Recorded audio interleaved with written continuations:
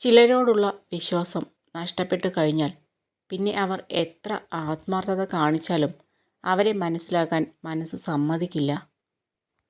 താങ്ങി നിർത്താൻ ആരുമില്ല എന്ന തിരിച്ചറിവിൽ വേണം നാം ജീവിക്കേണ്ടത്. എങ്കിൽ മാത്രമേ തകർന്നു പോകുന്ന ഓരോ അവസ്ഥയിലും നമുക്ക് തളർന്ന് വീഴാതിരിക്കാൻ കഴിയൂ. ഇന്നലകളിലെ നഷ്ടത്തെക്കുറിച്ച് നിരാശപ്പെടേണ്ട. നാളത്തെ അവസ്ഥയെക്കുറിച്ച് വ്യാകുലപ്പെടുകയും വേണ്ട. ഇന്ന് നാം സന്തുഷ്ടരാണോ എന്നതിലാണ് കാര്യം.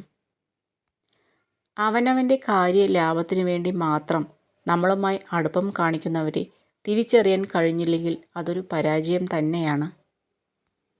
ഓരോ പ്രവൃത്തിയുടെയും വിജയത്തിനു ശേഷമുണ്ടാകുന്ന നേട്ടങ്ങളെക്കുറിച്ച് ചിന്തിക്കുമ്പോൾ താൽപ്പര്യം വർദ്ധിക്കുന്നു.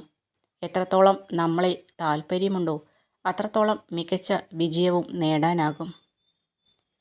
നന്ദി വാക്ക് പറയാൻ മറന്നാലും കുറ്റം പറയാൻ മറക്കില്ല ചില മനുഷ്യർ. എന്നെ വായിക്കണമെന്ന് ഞാൻ ആരോടും പറയില്ല, പക്ഷെ വായിക്കാതെ വിലയിരുത്തരുത് എന്ന് മാത്രം.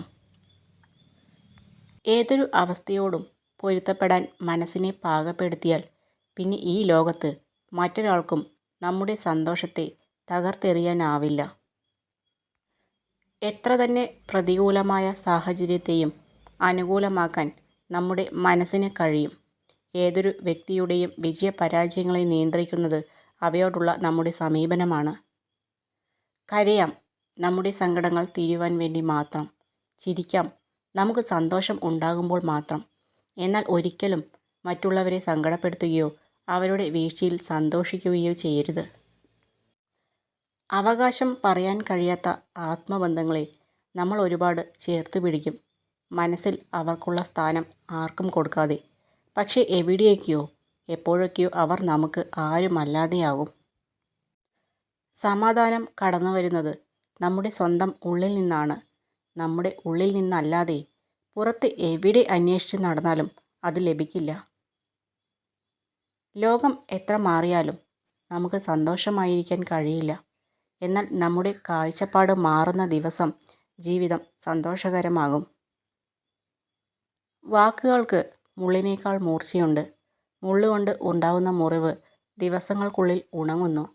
പക്ഷേ ഹൃദയത്തെ വേദനിപ്പിക്കുന്ന വാക്കുകൾ ജീവിതകാലം മുഴുവൻ ഓർമ്മിക്കപ്പെടുന്നു. ചില സ്വപ്നങ്ങൾ അങ്ങനെയാണ്. ആകാശത്തിലെ മേഘങ്ങൾ പോലെ ഒരിക്കലും നമുക്ക് എത്തിപ്പെടാൻ സാധിക്കുകയുമില്ല. എത്തിപ്പെടാത്ത ദൂരത്ത് നിന്ന് അത് മാഞ്ഞു പോവുകയും ചെയ്യും. നമുക്കുള്ളതിൽ തൃപ്തിപ്പെടുവാനും സന്തോഷിക്കുവാനും ശീലിക്കുക. നമുക്ക് കുറവുകൾ ഒന്നുമില്ല എന്ന് മനസ്സിലാകുമ്പോൾ ഈ ലോകത്തെ നമുക്ക് സന്തോഷത്തോടെയും വിശാലമായും നോക്കിക്കാണാൻ കഴിയും. ബന്ധങ്ങൾ രക്തബന്ധങ്ങളിൽ മാത്രമല്ല, സൗഹൃദങ്ങളിലും നിലനിൽക്കുന്നു.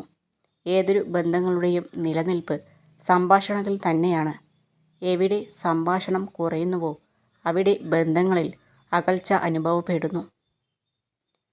നമുക്ക് ഇഷ്ടമുള്ളതൊക്കെ മറ്റാരെയും ശ്രദ്ധിക്കാതെയും മറ്റൊന്നും നോക്കാതെയും ചെയ്യാനും ആസ്വദിക്കാനും കഴിയുന്നുണ്ടെങ്കിൽ അത് മാത്രമാണ് നമ്മുടെ സ്വാതന്ത്ര്യം. പ്രായമെന്നത് വർഷങ്ങളുടെ കടന്നുപോക്കാവരുത്. അത് നിങ്ങൾക്കുള്ളിലെ വിവേകത്തിൻ്റെയും ജ്ഞാനത്തിൻ്റെയും ഉദയത്തിലേക്കുള്ള ഓരോ കാൽവെപ്പുകൾ ആയി തീരണം. ആത്മവിശ്വാസം വിജയത്തെ കൊണ്ടുവരുമെന്നതിൽ അർത്ഥമില്ല. പക്ഷെ അത് നിങ്ങൾക്ക് ഏത് വെല്ലുവിളികളെയും നേരിടാനുള്ള ശക്തി നൽകും.